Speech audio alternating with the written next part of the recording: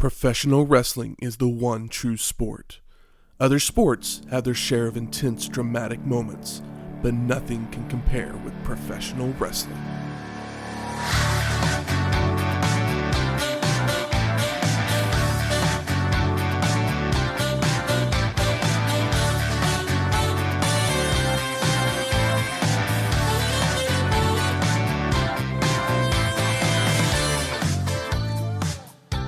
Welcome to Wrestling History X, where two friends get together and talk about the story behind the matches. I'm Matt. And I'm Michael. Welcome to episode 5, the Wrestling Classic. No tagline? No There's tagline. no tagline. Rolls Royce? Rolls Royce money? Yeah, exactly. The Wrestling Classic was produced by the WWF on November 7th, 1985. At the Rosemont Horizon in Rosemont, Illinois. Do you know where Rosemont, Illinois is? No. It's literally I was thinking, why Illinois? But I was like, is it outside Chicago? It's a suburb of Chicago. Okay, that makes sense then. I have found that it's the first proper WWF pay-per-view. But I think it is disputed by some sources. Well, yeah, I was looking up the card before we started and I saw a thing. But I guess in a smaller markets, WrestleMania 1 was in pay-per-view, but it wasn't like, across the board available. So this might be the first one that's like was widely available. I gotcha. What was happening in 85? What was happening in 1985? Tell me, Matt. I know you know. The first Nintendo console was released in the U.S. a few weeks prior to with this. With Rob the Robot, right? It was a big pack. I think so, yes. And Gary Kasparov. I'm pretty sure I just butchered that name. I don't know who that is. But he was the youngest world chess champion at 22.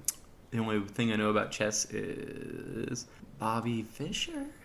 Were you searching for him? Oh, I searched for him hard, yeah. Yeah. I think Gary and Bobby Fischer played at one point. I was on the chess team in 5th grade. And you don't know who Gary Kasparov is? I played for a year or two with my cousin. It was fun. I would probably play terribly today. I probably would too. I remember what all the pieces do. Yeah, exactly. I know what the pieces do, but that's about it.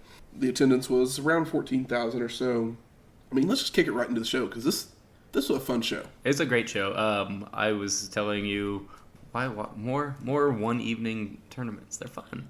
Yes, I agree. I mean, I know we'll get to King of the Ring at some point, but they just need to do more of them just everywhere. I know New Japan Cup it's not a one-night tournament, but it's a couple days basically, and it's kind of this year they're like doubling up, so it's going to be a little longer. I think it went from 16 to I think they doubled the guys. number of wrestlers this year. It's all right. I'm always down for more New Japan singles matches. Exactly. So Wrestling Classic starts with some fun 80s graphics and WrestleVision baby, and music introducing the wrestlers for the evening. The music is actually a dub tune. Yeah, I hate the dub tune because you can tell with a lot of these shows watching them on the network. Do you want to know what the tune was? Of course I do. I'm sure it was cool. Back in Time, instrumental version by Huey Lewis and the News. Oh, do I know Back in Time? Is it off Sports? Back to the Future? Oh, okay. Duh. Yeah. That song. I like me some yuppie rock. Presented by WrestleVision, as you said.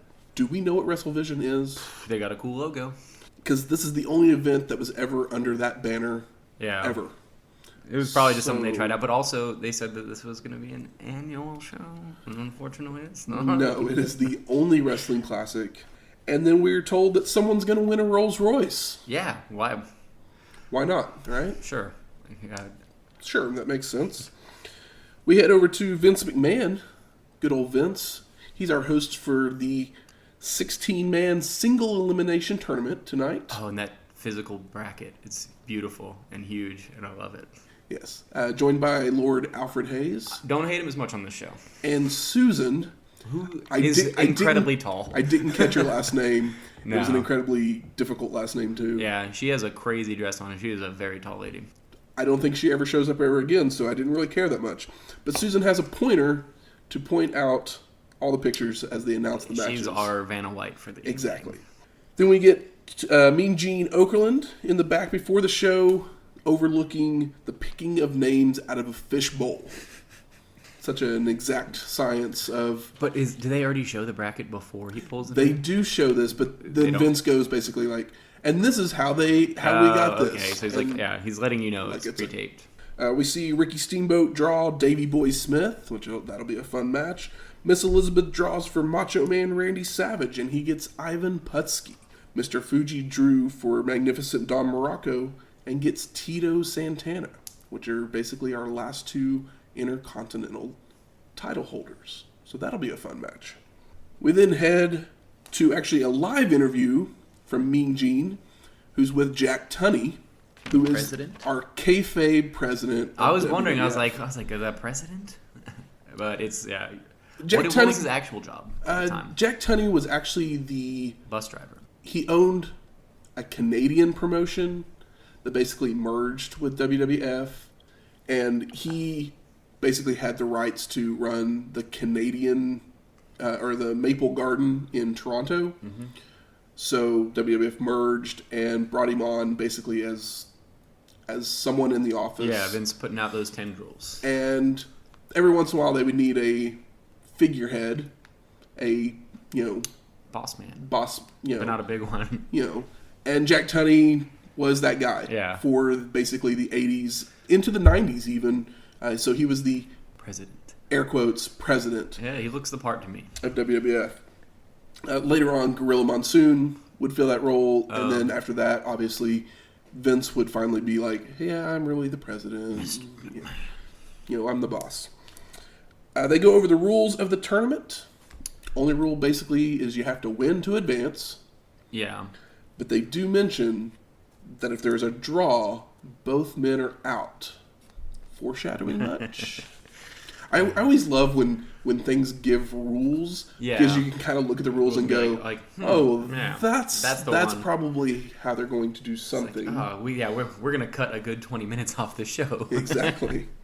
We then go down to ringside. We have Gorilla Monsoon on play-by-play and Jesse the Body Ventura. Yeah, both dressed terribly. I love how terribly they're dressed. You didn't love Jesse in the purple suit and red shades? I do. I love how bad it is. I mean, yeah, it is bad. I mean, Gorilla Monsoon's in his normal get-up. Isn't he wearing like all red or something? He's wearing a red suit with like the frilly... Yeah, the like Seinfeld shirt. Yeah, puffy shirt. Yeah. Yeah. Not everybody can look as good as Mean Gene. Mean Gene always looks classic.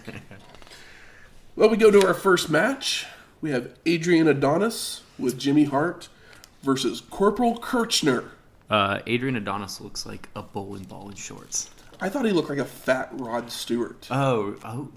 Does he have the Rod Stewart hair? Yes. Yeah. He, like, literally in his face, he looked exactly like Rod Stewart. He's kind of more of a... He was definitely more of a like rocker. I mean, we all know that Rod Stewart's a rocker, but he comes out with his like leather jacket. Which, there's a funny story about the jacket. If you notice, Roddy Piper isn't wearing a leather jacket at this point, but sometime in the future, the leather jacket that Adonis is wearing becomes the leather jacket that Piper's wearing. Oh, really? Yeah. This photo of Adrian Adonis, he looks like a leather daddy. It's kind of disturbing. Yeah, you definitely need to look that picture up. ProWrestlingFandom.com. He's got like the gloves on, and like he looks like a fat member of like Wasp or something.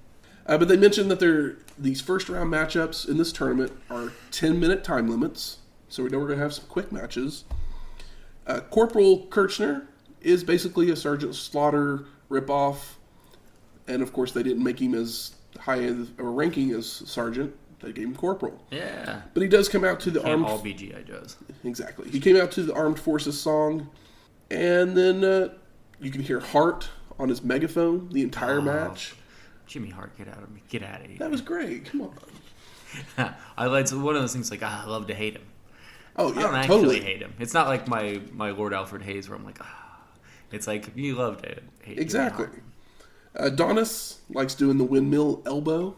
Yeah. It was kind of weird because he would like do the windmill like it was almost counterclockwise, but then he would come down with the elbow. He's making up for that short reach. Instead of doing this, forward with the windmill, he was doing the windmill backwards. Yeah, and then bring it down. And then coming. It was the weirdest. Maybe it's like one of those. It's like one of those toys that you like pull back and then they move forward like the cars. Yeah.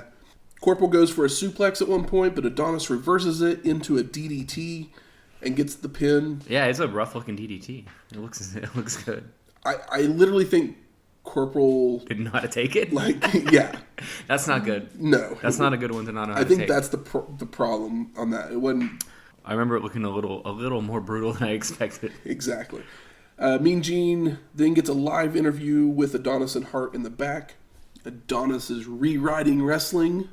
I think is it Jimmy Hart or Adonis? They keep using the word adorable, which is really funny to me.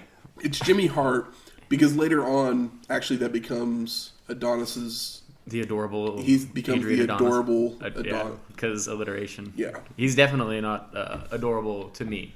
No. To each their own. So we head off to the second match. We got Dynamite Kid versus Nikolai Volkoff. Dynamite Kid is a Wrestling Observer Newsletter Hall of Famer, and I wish I could have seen more of this guy. He was awesome. I love Dynamite Kid. Yeah, I am not super familiar with him, but it was definitely a nice showing. So Volkoff obviously starts off by singing the Soviet national anthem, love how much heat this draws with the crowd. It's the best thing ever. More national anthems all the time. Exactly. As long as they're not the U.S. one. While he's singing, Dynamite Kid climbs to the top rope and comes off with a drop kick to Volkoff and gets the 1, 2, 3. Yeah, it's fun. It's like 6 seconds. It's great. The official time says 9 seconds, which matches what they say the King Kong Bundy match was at WrestleMania. Oh, I'm sure they said something about that on. They didn't actually say anything during the show. Really? No. There was a nice middle finger from the crowd that I caught during the national anthem. Yeah. Then back in the back with Mean Gene, he has Savage and Miss Elizabeth. And Savage goes on, most important thing at this time is the wrestling classic. And it was kind of weird seeing Savage as a heel, because I've always seen him as a face. Yeah. And so seeing him as a heel was kind of weird in this show. Yeah, I wasn't ready for it either, but I liked it. I did too. He did like his heel work, as we'll get into, it's good. Yeah, it was very good. Yeah, he's a slippery bastard. So speaking of, the third match ends up being Ivan Putski versus Macho Man Randy Savage with Miss Elizabeth.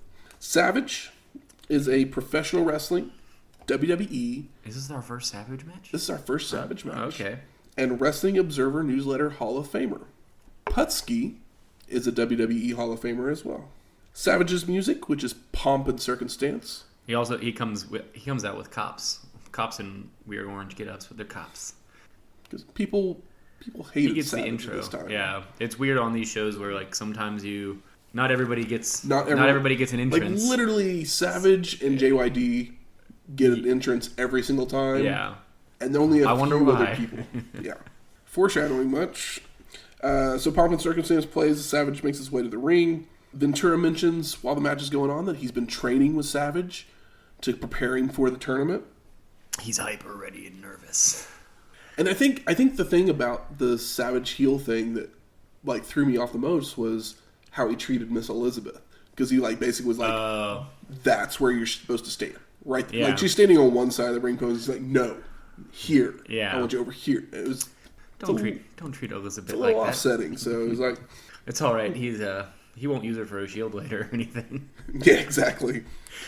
Putski's on the offense and sends Savage into the corner with an Irish whip and starts giving him right hands and kicks.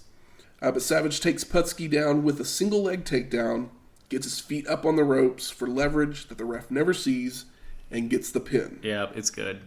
The best part about it, you can see Putski, as he's being pinned, he's like pointing.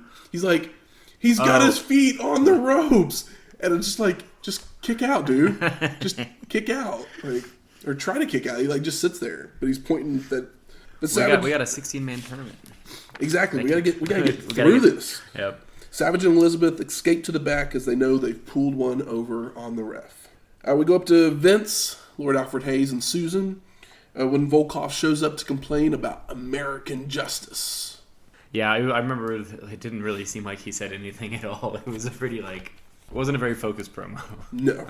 But then we get our fourth match. Ricky Steamboat versus Davey Boy Smith. My boy. And if you followed along with us so far, you know we are big Ricky Steamboat fans. I have a star next to this match on my notes. I wonder why. Because I love Ricky Steamboat. You love Ricky Steamboat. Steamboat's the Dragon by this point, which is the first time that they've actually called him the Dragon. But we get a suplex and pinning combo from the Bulldog. But Steamboat, power bridges. Oh, yeah, it's such a good spot. I was not ready for it. Into a backslide. Every time we watch a Steamboat match, I'm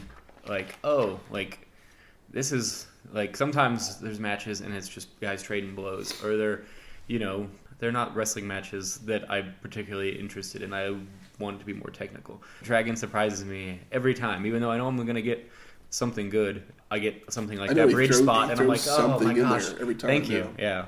Bulldog throws a couple press slams. Steamboat reverses a suplex attempt into a vertical suplex, which he literally held it was a good 5 seconds. I actually timed it. I was all like, how long is he keeping him up there? I noticed that the ropes, because we mentioned on WrestleMania 1 that the ropes were crazy. Rubber bands. The ropes were much tighter. Yeah. But Steamboat bounces off them to give a splash. But Bulldog gets the knees up. And then a couple drop kicks put Steamboat on the ropes. And Bulldog goes for a third. But Ricky moves and Davey Boy gets tangled up in the ropes. Yeah, crotches himself on the top rope. Basically crotches himself. And then all of a sudden the ref calls for the bell. And it was kind of like, what? What's going on? And basically, the ref decided that Smith was unable to continue. Yeah. And so Steamboat was the winner by forfeit. Do you think they were just in they didn't want two babies to eat a pin or something? That's what my thought was. That was basically my thought as well. These two guys were faces at this point, and to put one of them over cleanly would have not been a it's hard. It's rough when you're going face on face. It's crazy how much. Davey Boy Smith Jr. looks exactly like his father. It's pretty insane. So we go to the back. Mean Gene's with Junkyard Dog. With my man, the Junkyard Dog. With your man. I am ready to grab them cakes. Yeah. Junkyard Dog says he can't take Shiek for granted. And then he does this line, I want to give congratulations to the Chicago. And he just trails off. Yeah. And then there's a weird close-up on his face as well. And it's like... You leave my man alone. I believe you're wanting to say Bears because the Bears are... 1985 is the year the Bears ended up winning the Super Bowl.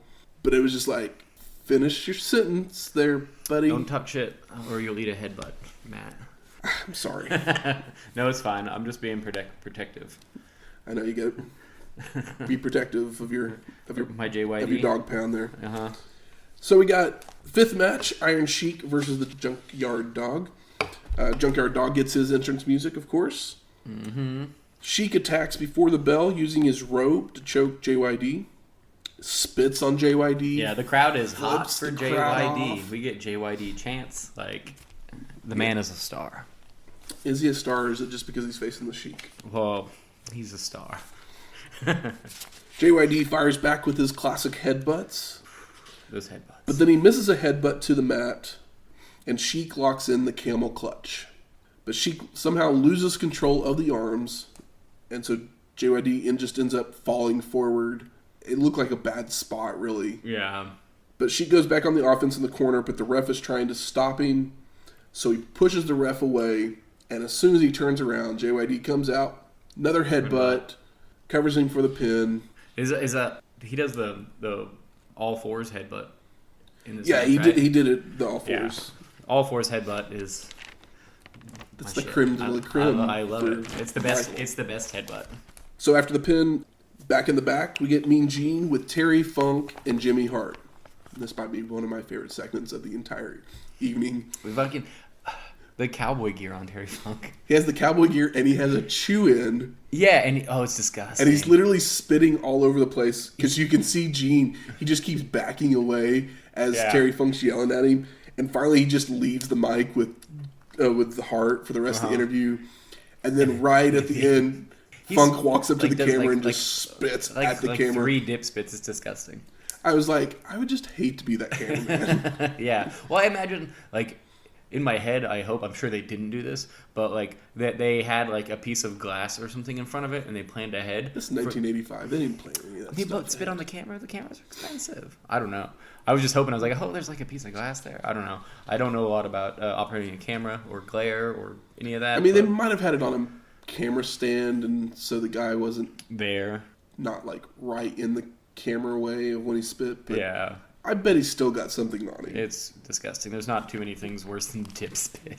So we move to our 6th match, which is Moondog Spot versus Terry Funk, with Jimmy Hart, of course. Terry Funk is a member of the Hardcore, a.k.a. ECW, WCW, NWA, Professional Wrestling, WWE, and Wrestling Observer Newsletter Hall of Fames. They're both in the ring. Funk grabs the mic and is like, Moondog, I don't want to wrestle you. You don't want to wrestle me. Let's just leave the ring, take the draw.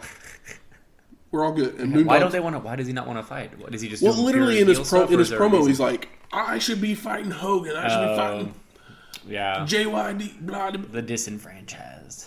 Yeah, he's like, I shouldn't be fighting someone like Moondog Spot. I should be fighting the higher ups. You know. Yeah, Moondog Spot kind of looks like my boy Jimmy V. He kind of does. He looks like he's like a little bit trashier, honestly. Much trashier. Much trashier.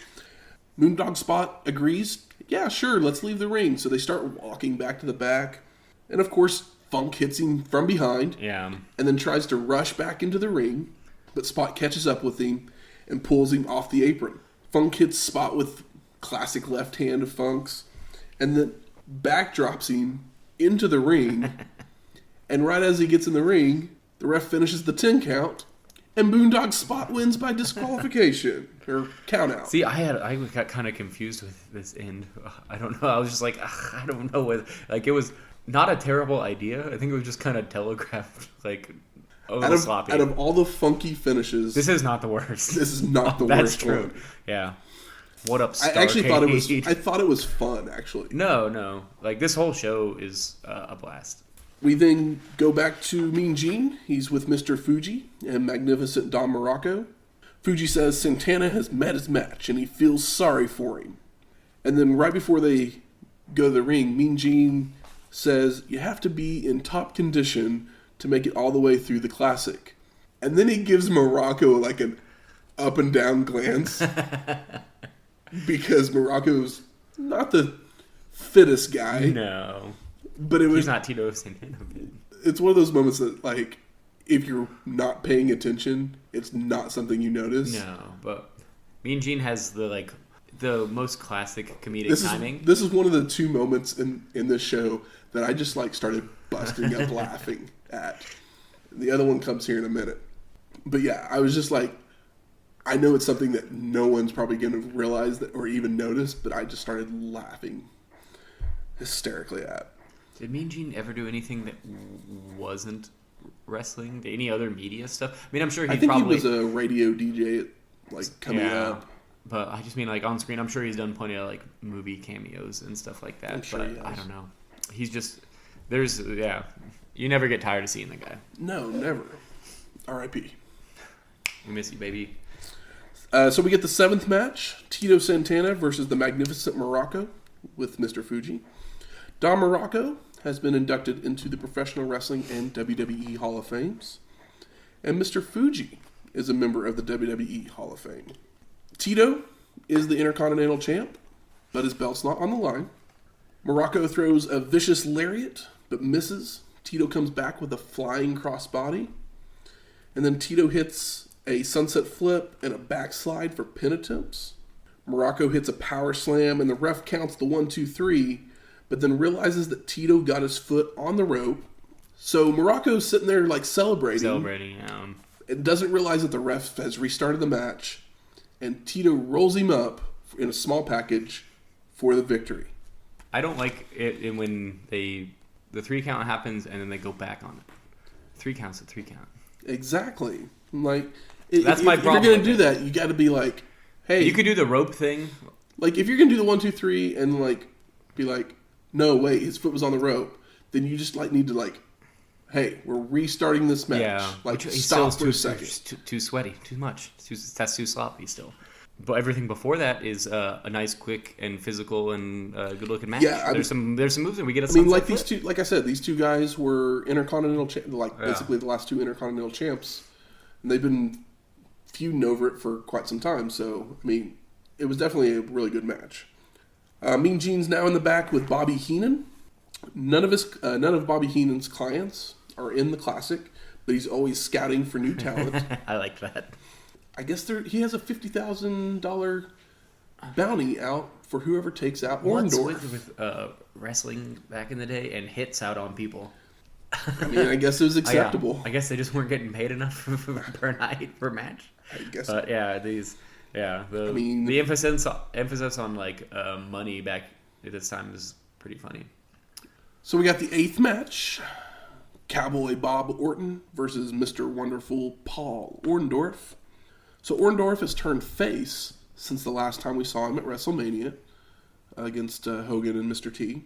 But Orton still has his cast on, which that seems like the most improbable broken arm ever. Because WrestleMania was in April, and this is in November. Maybe you broke it again? Perhaps. I was actually kind of surprised about this match. It was a little bit more up-tempo than you would expect from two guys of this size. Yeah, it comes out kind of blazing, like with an atomic drop. Orton does a leapfrog at one point. Which seemed crazy for a guy his size. Orndorff, yeah. It's in their blood. Exactly. Look at Randy's huge ass. Orndorff chicken wings Orton's arm and then leg drops it, which is always a fun looking move. Orndorff sunset flip, but Orton stays up, punching down on him. But then Orndorff grabs Orton's trunks, exposing his ass. Oh, yeah. They blurred it out. To complete the sunset flip, but only gets a 2 count. Orton he basically does the same power bridge backslide combo that Steamboat did. Yeah. Which, once again, we're seeing something that Steamboat did, and we're like, wow, that's really cool. And then a guy like Orton, not a guy that we would expect to see a move like that from. So that was kind of interesting.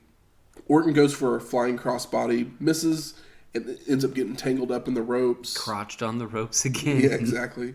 But he's not hurt. He's not hurt, guys. No. Orton slips out to the apron, but the ref isn't allowing Orndorff to go after him. Oh, it's because Orton's adjusting his cast so he can hit him. But the ref sees him hit him with the cast, calls for the bell. Disqualification. Orndorff's the winner by disqualification. Yeah. See, I think that things like this is why I wanted to see more, like at least one show a year, like this, where you have a tournament, it's going to be one show, and whoever wins is going to get like a title match or whatever. Yeah. But you can do this stuff better. We know a lot more now. We can do some of these things that are interesting, but they're just kind of done like a little bit sloppier. Yeah. And it's not that they're bad ideas; they're not just not always executed very well. These short matches, and you get these guys that might not have a reason to fight. You get a chance to see a baby versus a baby, or whatever, or like two heels, or you'll get your disqualification that you typically. Like, when was the last time you watched a match with a disqualification? All the time. Well, never mind. I meant like a good match. Well, that's the thing. This is a disqualification on a pay-per-view. Yeah. What I'm talking about is usually on TV. On television's TV, because that helps further the heat. And that's the thing, is that like a lot of these things is to further the heat of a match. And I just wouldn't mind seeing stuff like this more in the U.S. Like, I know we're gonna get a Crockett Cup sometime soon. It's not on pay-per-view, so really, so we can't even watch it. But like, why can't WWE do something like this? Like, why there's so many pay-per-views? There's one a month, sometimes 2 at this point, because they'll do like a big show somewhere else. Mm-hmm. Why can't they have a show like that? They don't want their wrestlers wrestling 3 or 4 matches in one night anymore, basically. Yeah, I don't know. Because all the matches are the same nowadays. If I see another suicide dive. So we head up to Vince, Alfred Hayes, and Susan. Hayes is flirting with Susan at this point. Yeah, it's really fucking creepy. Well, Lord Alfred Hayes is just super creepy. He's really creepy, but he's like way shorter, and she's just, I don't know. She is a monster among men. They recap all the first round matches and preview the quarterfinals, which we're told are going to be 15-minute matches. Yep, you go to that big, beautiful bracket. Then Terry Funk shows up, saying he was robbed, and is yelling and screaming at Vince with his back to the camera. And this is my second favorite part of the entire show. All right. And it's something, Is it when once they again... blur out the WWF? No. Because he says WWF and they blur out the F. Beep out the F. Literally, it's one of those things, again, that if you're not paying attention completely, you're completely missing it.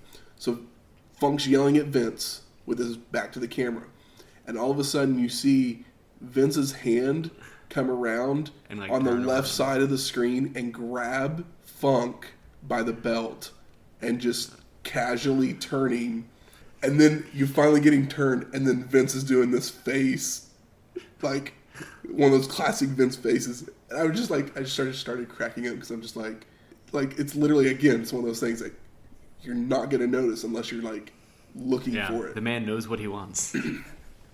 But Funk wants the top guys, calls Hayes a big-eyed jerk. Not the best insult for Alfred Hayes. You can go so many other places. Big-eyed jerk. I liked it. But anybody that calls Hayes anything is fine with me. So we're going to head off to the quarterfinals. So we got our 9th match now. Adrian Adonis with Jimmy Hart versus Dynamite Kid. So during the match, Ventura leaves ringside to leave Gorilla Monsoon all by himself to go talk to Savage. And Adonis is in control for most of the match. He goes for a bulldog, but Kid escapes and throws Adrian through the ropes, shoulder first, into the ring post.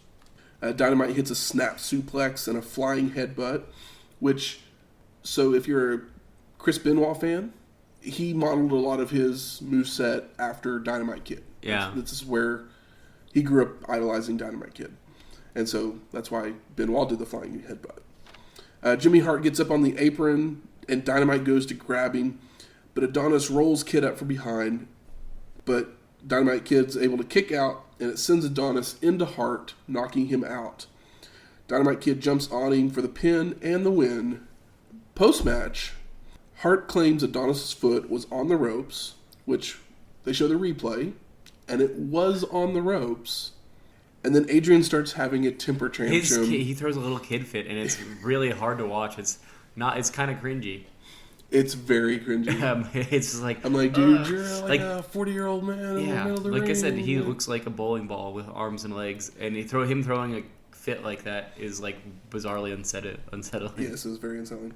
We then go to the back. Mean Gene is with Jesse Ventura. 3 heads are better than 1. Exactly. Then the 10th match, Ricky Steamboat versus Macho Man Randy Savage, obviously with Miss Elizabeth. I love that the cameraman continues to get the cleavage shot as Miss Elizabeth walks up the stairs. Sorry, I had to mention it. I haven't even tried to do a Randy, but I just love that he never finishes her name. It's always Elizabeth. Savage puts his finger right in Steamboat's face, and Ricky starts to come after him, but Randy pulls Elizabeth in front of him for protection, because Elizabeth is just a shield to Randy, to heal Randy. But we get our first Pearl Harbor attack of the night, and Steamboat with the head scissors takes Savage out of the ring. Ventura finally rejoins the announce table in the middle of the match, and Savage goes for a double axe handle, but Steamboat hits him in the stomach as he's coming off. Dragon with the high crossbody, but only a 2 count. And then Savage is on the apron, and he reaches into his shorts for the foreign object. The FO, baby. Misses the punch, but as Steamboat does a suplex, hits him and knocks him out for the win. Does this remind you of anything? Would it be Starrcade 84 against Tully Blanchard? Yeah. It's very much the same finish. Yeah. I mean, how many finishes is there? True.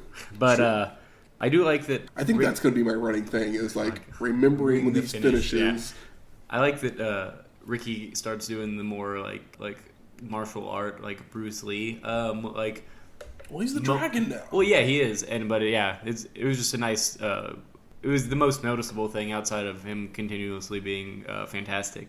It's like, we're getting the karate spots. Exactly.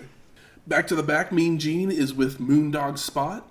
He's holding a bone. It's awesome. It's so stupid. It's awesome. Did you understand a word he said? No, all I have is dog got a bone. Moondog just grunts. That is basically all that there is to that. There's a famous musician and homeless New York guy that was named Moondog who made a bunch of music and stuff, and he was around for a long time and was definitely around back then. But I always think when I see Moondog spot, I'm like, is that a reason? I don't know where the two words moon and dog came next to each other and got used multiple times. But the only thing I ever think of is Moondog, the kind of bizarre musician. Look into it, maybe. Maybe.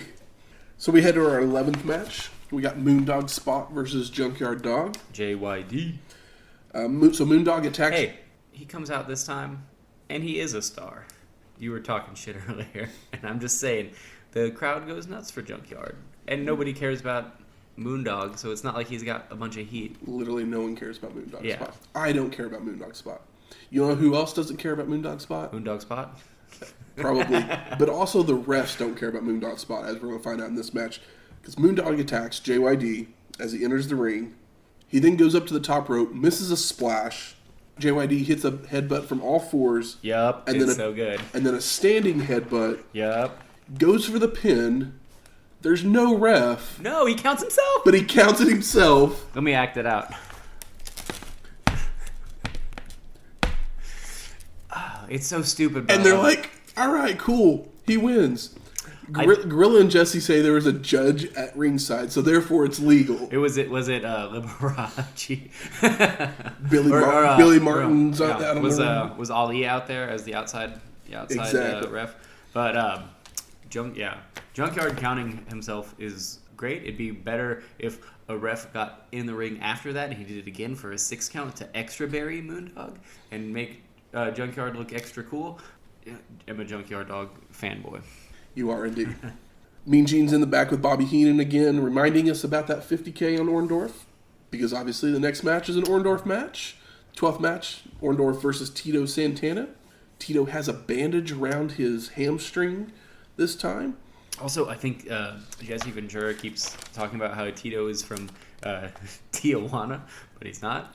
Does he keep calling him Chico too? I think. Yeah, he's just being really racist. It's kind of messed up. But he's at one point he says no one from Tijuana can't be bought, and I'm like, oh my god, dude.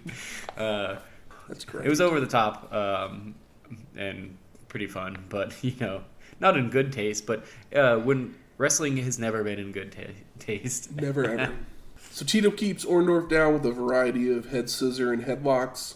Orndorff gets out of one of the head scissors with a flip-over pin attempt, and then gives an atomic drop to Tito's bad hamstring, and then puts a toe hold on, which you have this issue with people looking like they tap, and it looks like Tito taps at this point. Yeah, it's a thing that I've been noticing with these older shows. It's like there's a difference between hitting it, and there's a difference, and you got to be careful, guys. Orndorff continues to attack that hamstring area. When they end up on the outside and they're brawling, and Tito rams Orndorff into the ring post, and as they're about to go at it again, the ref makes it to the 10 count, and both men are on the outside, and so they're eliminated from the tournament with the double count out. 16 men. There's only 3 hours of pay-per-view paid for. You got to get through this quick. Yeah. You got to get through it. So we head up to Vince, Alfred Hayes, and Susan once again. Being creepy. Hayes flirting and being creepy once again. It's almost as cringy as Adonis's kid fit. Yes. They're going over the semifinal match as Junkyard Dog will get a bye because of the double count out. And then Gorilla and Jesse, they go to them, talk about the fortunate situation that JYD finds himself in a little bit. It's all right. He would have beat either of those jokers anyway, because he's the Junkyard Dog. He'd grab them by the cakes. So then we get the 13th match of the night. Roddy Piper versus 13 Hulk matches already. Hogan. That's crazy. For the WWF Heavyweight Championship. So we get a title match on this What show. a great format for a show. You get your tournament, and then you get the break before the final, and you get like a heavyweight match. And I just would like to see things like this with that much talent. You just want to see more of it. There's no reason to do something that's fun like this. So basically, these two guys have just been fighting for the better part of 1985 at this point, and that's basically the story behind this match. Piper makes his way to the ring with bagpipe players once again. Yep. And then we go to the back with Mean Gene and Hogan. Hogan basically does his Hogan promo. Yeah, American made, brother. Hogan comes out to Real American, which he is using at this point. Piper attacks before the bell, knocks Hogan to the floor, but Hogan pulls Roddy out and begins brawling outside. Once they're back in the ring, a big clothesline, a backdrop, and 2 elbow drops puts Hogan in charge. Piper then comes off the second rope into a Hogan bear hug, but Piper gouges the eyes to escape. When was the last time you've seen a bear hug? Like from like a modern show? A modern show? Because doesn't Rusev do bear hugs? Maybe when he's on TV. But I don't know. I think the bear hug works in a big guy match. Maybe, I don't know. Fale did one against Okada. Else? That makes sense. What else would Fale do, though? Exactly. Also, probably not a hot take, but that match was really good. It was indeed. But, it's Okada. He can we'll see in 10 years. Okada could wrestle a pencil. Piper slaps on the sleeper. Hogan chants begin to ring throughout the crowd to help Hogan wake up from the sleeper. Oh, yeah. And they both stumble over the top rope. Piper giving right hands, but Hogan's no selling them. Hogan gives the big boot, an atomic drop, and an Irish whip that gets reversed. Piper steps out of the way, hitting Hogan with a double axe as he's going by, sending him into the ref. Ref bump. Piper goes to the outside, grabs a chair, ends up hitting Hogan in the back, and then attempts to slam it into his throat, but Hogan grabs the chair and stops it, takes the chair away, hits Piper with the chair. Back into a sleeper? And slaps on a sleeper of his own. And then, of course, Cowboy Bob Orton shows up all of a sudden. With that cast. Hits Hogan from behind. And Pearl the ref harbors him. Exactly. Ref calls for the bell. Because you got to continue this feud. Yeah. I mean, this is... We all know the title's not changing at the Wrestling Classic. Exactly. It's not even the main event. But it's fun and effective. Exactly. Post-match, Orton and Piper continue to attack Hogan until Paul Orndorff runs down and grabs a chair and clears the ring. And then we see Hogan and Orndorff doing Hogan posing. But then they show a little kid with a Hogan action figure, which is always fun. He's got his LJ in. Yeah. Just like, look at me. Then we get Junkyard Dog in the back with Mean Gene. And Gene says that Junkyard Dog got the luck of the draw. And then he says, hope he can make it to the finals. Hey, Gene, he got a bye to the finals. Yeah. And then all of a sudden, Jimmy Hart interrupts and starts yelling. And I'm like, Junkyard Dog had nothing to do with Jimmy Hart, so I didn't really understand. Yeah, why I Jimmy didn't like Hart that Junkyard Dog says he might be juking in the Windy City tonight. Who doesn't want to juke in the Windy City? So then we get our first semifinal match, which is the 14th match of the night. Dynamite Kid versus Macho Man Randy Savage. Miss Elizabeth is following along as well. Savage with a hard right hand as the ref is pulling Kid away. A backdrop to Savage with lots of height. It's a high crossbody. Literally just threw Savage way up in the air. Gets a sunset flip, but Savage ends up dropping straight down on the Kid's chest. Oh, that's always a fun spot. Yeah, it's usually a big man spot. Yeah, but for Savage to do it was kind of cool. Savage, he can kind of sell just about any feat of strength, and he's obviously not at his biggest right now, but he just looks his whole persona is that he's a little stronger than he should be. Exactly. We get the double clothesline KO spot, and then Savage goes to the top rope when Dynamite drop kicks him, and then hits a superplex. And it's huge. Off the top rope. And it's a great looking superplex. It's so good. After they land, Dynamite Kid's legs are up, and Savage hooks him with the cradle. Surprise pin, baby. And gets the 1, 2, 3 for the pin. Oh, it's good. But Savage is hurt, so he has to be helped to the back after this match.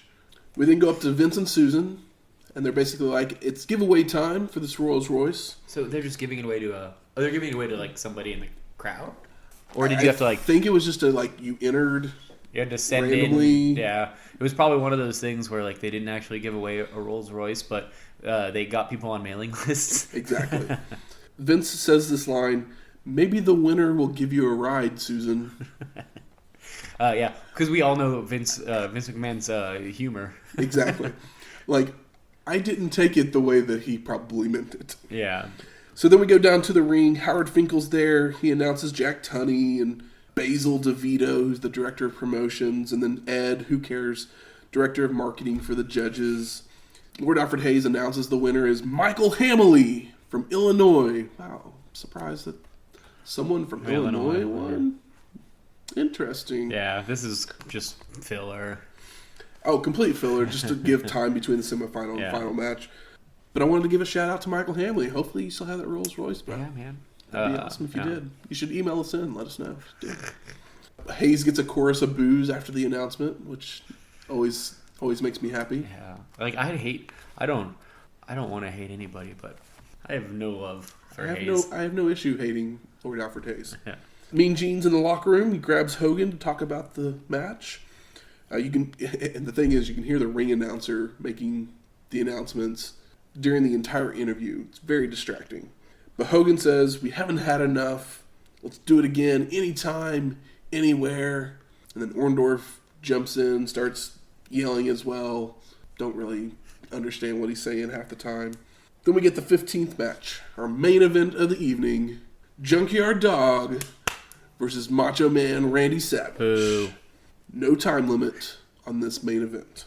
The crowd is singing along with Grab Them Cakes. Grab Them Cakes is the best. It's really the best. I almost bought a Grab Them Cakes 7-inch off of the internet. It was very cheap, but I was like, well, I can Why wouldn't you just buy the entire wrestling album? Because that's what I'm going to do instead, is because you can get the wrestling album and the wrestling album 2 for like $40 or whatever, combined. But instead, I settled for this Junkyard Dog WWE Elite action figure. Michael went and bought a Junkyard Dog action figure. After I watched this, I got on the internet and I was like, how many Junkyard Dog action figures? You're totally going to have to take a picture of that and put it on the Twitter. Yeah, there's three Junkyard Dog action figures. There's old LJN that looks like crap and cost a lot. LJNs are coming back out. Well, yeah, I saw those Young Buck ones or whatever. Yeah. And then there's maybe, I don't know, I don't know anything about wrestling action figures. This is the only one that I've owned as an adult, and I bought it loose off of eBay because I was like, well, I can spend $15 or $30, but the chain is real. He looks good. He does. He looks real good. Looks real good. I was like I said, we'll put a picture of it on the Twitter so everyone can see my it. JYD love is real. Once again, Savage does the heel thing, pulls Elizabeth in front of him so JYD can't hit him. Yeah, it's always effective. Savage grabs a chair from the outside and looks to get in the ring with it, but the ref kind of keeps, stopping him from doing it. So he throws it into the ring, and JYD catches it, and then hits himself in the head with it. It's so good. I love this, man. This don't do nothing. No. Savage, it's like no sell your own chair shot. Exactly. Savage keeps stalling by getting out of the ring, but rolling back in at the last second multiple times. And we get a bear hug by JYD. But Savage escapes with an eye gouge of his own. And that's the only way to get out of a bear hug. It seems to be that way, yes. Mean Gene joins the announce table at this time for the main event. Thank God. JYD headbutts Savage in the small of the back. Instead of headbutting, is it a back butt? Oh, yeah. There was some good crowd stuff in here as well. There's a sign that says Junk has the funk. And there's a spot at one point where a girl in the crowd calls Savage the F word that's not fuck. And I'm like, oh my God. They didn't blur that. They didn't bleep that one out. But I was like, oh my gosh. I guess I need to pay attention to the crowd more. That's one of my favorite things. Especially these old crowds. Because there's these couples that are wearing the same, and they're also it's a beautiful, terrible thing. Savage then throws a really bad-looking clothesline and then throws JYD out of the ring. And then he climbs to the top rope, gives multiple double axe handles to the outside. But JYD would just keep getting up. Oh, yeah, he looks so good in this match.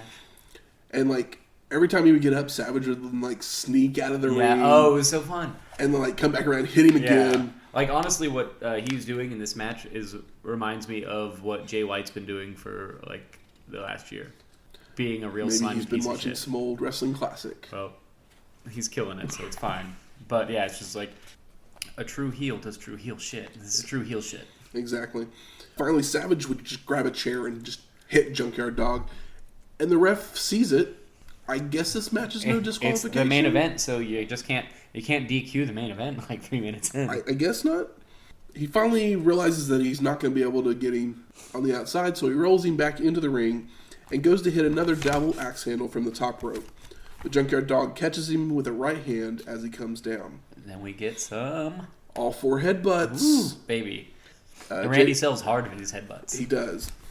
Junkyard Dog is on the ropes, and Savage runs towards him, but then gets flipped over to the outside, and Elizabeth is like checking on him, on Savage, like, hey, are you okay? You okay? You gotta get up, get back. Ref hits the 10 count. JYD is the winner of the Wrestling Classic Tournament. It's so good. He gets a good pop. He's talking shit in the crowd. Randy looks like a weasel, because he's been a weasel the whole night. It's good. Mean Gene jumps in the ring to talk with JYD, and as he starts to talk, Ventura jumps in the ring, protesting about how Savage had to fight more times than Junkyard Dog. Boo. But finally, Jesse gets back to the announce table, and Gorilla and Jesse say their goodbyes. We end up going up to Vince, Alfred Hayes, and Susan. Some more sexual innuendos between Susan and Hayes. And then a video package as the credits roll and Real American plays. And it should be grab them cakes. Overall thoughts? Oh, this is great. On the Wrestling I'm Classic. so bummed because I thought that this happened twice. I thought there was 2 Wrestling Classics, and there's only 1 Wrestling Classic. They said annual, but I knew that was a lie when I was watching the show. But for some reason, I thought that there was another one, and I was excited about it. But yeah, the show's a blast. Did I break your heart a little bit earlier when I told you that? Yeah, you did. I mean, I knew I was only going to get 2. But I knew it wasn't going past that. I mean, yeah, I loved this show. Obviously, I spent eBay money because I was so excited about it. Like, it's not. It's just. Are you gonna go rewatch all your JYD matches with your JYD? No, probably reenact not. all the matches. Anytime we record and there's a JYD match, he will be sitting. He will be sitting here ringside. I agree. This is a super fun show. Because it's a low stakes show, but it's a super fun show. There are definitely some matches that I wish would have gotten some more time. Yeah. Like Steamboat, Davey Boy, which would be an amazing match. Steamboat Savage, which we'll see in a couple years. We'll see a lot of these guys meet back up. This kind of feels like the great thing about a tournament like this is that you can set up matches that people want to see this way. Exactly. Like you can tease these things for later stuff, and that's kind of why I'd like to see more of it. But they're like, I was not bored or annoyed. There were some messy finishes, but they weren't as messy as some other finishes. Exactly. I mean, I totally understand why the matches weren't longer, because there were 16 matches in the show. His show still moved 2.5. Yeah. It was moving. Quick. It was moving. There were a lot of funky finishes. Some were good storytelling. Yeah. And then there were some that were just, like, odd. Yeah, and some were, like, not the worst idea. They just weren't executed very well. But, I mean, it's live television. I'm sure that I don't necessarily think that they were all bad ideas, but I think that they were probably better ideas than they were, executed. I'm ready for Wrestling Classic 2. What's up, WWE 2020 Wrestling Classic 2? Let's do it. Let's ride in. Let's get them to do it. Yeah. Good. Where's the smart marks at? There. All right. Fuck you. I think it's time to smark it up. What do you think some of the best moments of this show were? The logo, which I can't shut up about, that Wrestling Classic logo. You did love the logo. I don't know why. It's like sloppy and hard to read. It's like a classy version of like a black metal band logo where you can't read it. Maybe even classic. Oh, it's very classic. And they're like baby blue background. It's nice. It's so 80s. I like it. It's the Rolls Royce. It ties in with the Rolls Royce. Totally. I mean, I loved. Obviously, I think I mentioned while we were the Terry Funk moment. Oh yeah. And the that was kind of as gross as it got. There was no blood on the show. No, there's no. That's the thing is like a lot of people like complain nowadays that WWE has gone PG, and I'm like, literally they didn't really. They only do anything that They only went like R for a small amount of time. If you look at like the time that they've been around, there's just like that small period, but that's the one where they were the hottest. Exactly. So is what's. I mean, it was very much like everything's cartoon for the WWF at this point. Well, I mean, it's gonna get more cartoon. It gets even more cartoonish. Right now, it's like on the verge of turning into that. But yeah, it's not a NWA bloodbath. No, definitely not. But yeah, like the whole Funk moment and the Mean Gene's looking up and down Muraco, those are both great moments. Match wise, Davey Boy and Steamboat was awesome, and then that was the most like compelling like technical match. I mean, that one and the Dynamite Kid Savage match were the two matches that I was like, I want to see more of these. Yeah. I like the Dynamite Kid pulling off the quick drop kick. That was fun. Like, that's what's kind of exciting about these shows is like that you do get those quick moments. Technically, when you look at that, that's kind of a funky finish. No, it's awesome. But it's great. Awesome. It's cool. Great. It was super cool. But, this whole show's a total blast, and I suggest the whole thing. Like, I'd be like, watch the whole show. There's no one match on here that's so good where it's like, oh, you got to see this. They put on a clinic. Like, the show as a whole is very cohesive and like super entertaining, and it's fun. Like, sometimes you watch a show and you're like, the worst match is probably the very first match of the show, and that's just because Corporal Kirchner is not good. No, he's not. There's a reason he was the first. And then the next worst wrestler is probably Moondog Spot, and both of his matches are literally him not wrestling 20 seconds long. Yeah, combined. Yeah, so it's like, considering like I prefer a nice long technical match over most things, this show does all of the stuff that can be annoying well enough that it's worth your time. Exactly. Was there anything disappointing in the show? Honestly, I mean, no. I like the show. Nothing pissed me off. Nothing. Let me give you a hot take. You ready? You ready for the hot take? No, probably not. The Junkyard dog matches were the worst of the show. Fuck you. I am normally not a fan of a guy that's just like all charisma, but the Junkyard dog gets my stamp of approval. Because, like, literally, if you look at it, like, his first match was against the Shiek. It was just kind of... The Shiek surprises me sometimes. He can move. It's kind of a whatever match. I mean, that was probably that's not the best, because he faced Savage in the finals. Yeah. But then his second match was against Moondog Spot, which was a nothing match. Yeah. He doesn't have a third match because they didn't want him to face Tito or Paul Orndorff because... he can't wrestle like that. So are you telling me that Junkyard Dog should have been in the NWA where all he needed to do was cut his forehead open and throw forearms? Pretty much. Okay. Throw headbutts all day long. But his charisma is what kept him in the WWF. But because he's got the attitude, and him just bear hugging, hitting people and headbutting is enough. Like, he's my Goldberg. I mean, like it's like I like the guy. The guy. I know I'm coming down a little hard on him. You are, and you should. But play devil's advocate. It's but at the same time, the matches weren't great that he was in. No. I'm just in love with the guy, which normally is not how, like, I'm not the kind of guy that's like, that's my favorite wrestler. I like anybody that can go in there and do the thing. I normally don't like guys that are not proficient in the ring. And Junkyard Dog, he gets the charisma points. Let's move on to Best Performer of the Night. I think you got to give it to Savage. Yeah. 4 matches with each one of them. The heel each works. One of them was great. The heel works good. It's really good. Exactly. Like, that's he did great heel work without yelling at a crowd without a microphone, without like talking shit on the crowd, without being the foreign guy. He did the heel by being a scumbag. Exactly. And he did it all in the ring, and it was great. And the thing about, he didn't even do it on the microphone. The thing about Savage is that he literally just joined WWF about 4 months earlier.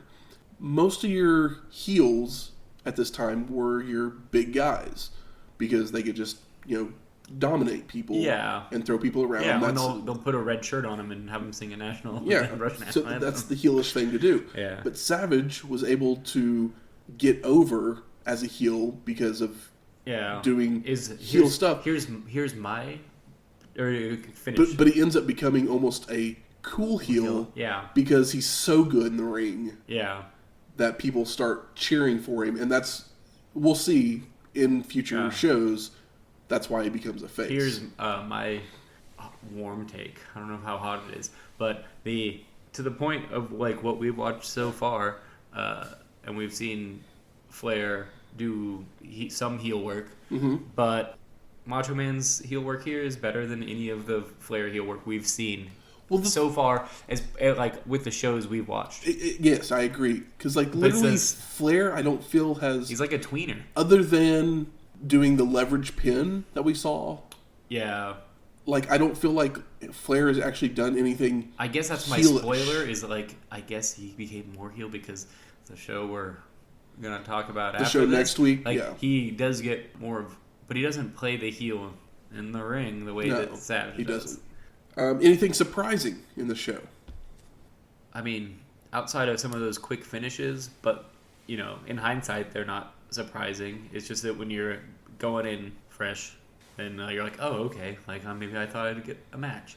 I would have liked to see Steamboat go further, but that's because I always want to see him. Yeah, we always want to see. Like, it would have almost been better if well, here's the thing. So, Devil's Advocate, put Steamboat in JYD's spot. Oh, yeah. And still have have Tito and Paul Orndorff not have a double count out. So then you have Steamboat versus one of them, which would have been a great match. And then you have Steamboat and Savage face each other in the finals. Yes, that's great, but still having your JYD.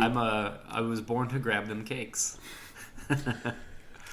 Most surprising thing is actually just more of a fun fact here for me. This is the only pay-per-view event that WWF runs until 2005 without a tag team match. Oh, all right. It's just a fun fact. Till 2005? 2005. There's no tag matches? There's a tag match in every event. Okay. This is for 20 years. Yeah. So we'll know to look forward to a tag match in every show for the next... Yeah, as long as it's not in a cage. We'll get that next week. A look even farther back into the history of wrestling. The dusty finish. Frank Gotch had his eyes set on becoming the first American to win the World Heavyweight Championship, but he would have to defeat the only man who had ever held the title, the Russian Lion, George Hackenschmidt. Born in 1877 in Estonia, Hackenschmidt was a physical specimen. He was capable of incredible feats of strength, such as lifting horses off the ground. He would use his formidable power in Greco-Roman wrestling, a style that didn't allow strikes or holds below the waist. He even created the bear hug. Hackenschmidt would make his debut in April 1898, defeating Paul Pons, who would go on to win a world championship just 8 months later. Hackenschmidt would go around winning many of the competing world titles that would pop up over the times, making Greco-Roman wrestling an international sensation. In 1903, Hackenschmidt would go to England, where the newer style of catch as catch can was all the rage. Catch wrestling allowed holds below the waist, which mitigated some of the Russian Lion's power, but he proved to be determined and was soon recognized as world champion in England as well. In 1904, Hackenschmidt would defeat American champion Tom Jenkins under Greco-Roman rules, and then again in 1905 under catch rules in Madison Square Garden to be recognized as the first world heavyweight champion, regardless of style. So if WCW was around in like 2005, they would have had a pay-per-view called Catch as Catch Me If You Can. Possibly. It was a sloppy joke, but you get it. They were needing names by the time they were done. It was fucking sold out. It's like literally the last 3 pay-per-views of WCW were Greed, Revenge, Sin. That's some Russo right there. Oh, God. Those are just the names of 9 Inch Nails songs. And also the, like... Well, I was actually, whenever they named the one Sin, I was like, oh, they should have named it Gluttony. Next week, Starrcade 1985. The Gathering. Man. Are we looking forward to that one? Yeah, put on your ponchos, everybody. Music from this week's show is Back in Time, the instrumental from Huey Lewis and the News. And then we've talked about it enough. So, of course... It's time to CRABTHEMCAKES. The fact that they spell out Grab Them Cakes and it's not even like catchy is just stupid and awesome. Oh, I love it. When the song first starts, you're going to think it's a Ghostbusters ripoff, but it is not that, and it's so much better. I agree completely. I'm glad that you put it over the Ghostbusters. I did not expect you to do that. That's my surprise of that. That's your surprise. But that song's written by David Wolf, George Pavlis, and Butch Taylor. We'll give credit where credit's due. And if you like us, you can rate and review us on iTunes, Stitcher, Google Play, or just wherever you find your podcasts. We'd love to hear a little bit more what you think about us. You can always find us on email. You can email us, let us know there as well, at wrestlinghistoryx@gmail.com. And you can find us on Twitter, posting pictures of Junkyard Dog action figures at Wrestling HistoX. That's Wrestling HISTOX.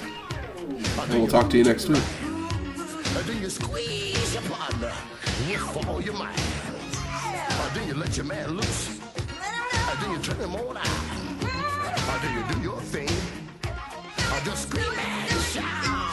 And you get yourself started, it's hard to stop. You just go for your partners, you know what? And then you GRABT.